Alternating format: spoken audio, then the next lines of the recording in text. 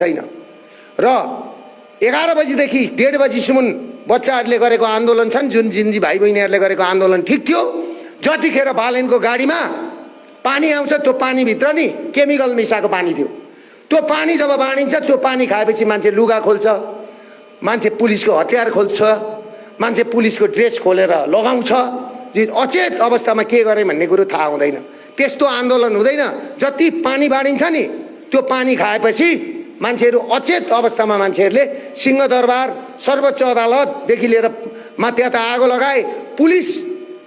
पुलिसका हतियार खोज्ने काम गरेर पुलिसका हतियार पड्काउने काम गरेछ भनेपछि कुन आँटले हतियार पड्कायो भन्दा होसमा नआएर हो, बेहोसीमा गरेको। त्यसले गर्दाखेरि ती मान्छेलाई पुलिसले पक्रिनु भन्दा त्यो पानी बोकेर पानी बाँड्न आउने मान्छेलाई पक्रिनु पर्यो। त्यो पानीमा केमिकल मिसाएको थियो। कुरा बुझ्नुभयो के? त्यसले गर्दाखेरि तपाईहरुलाई यो आजको भिडियो छ।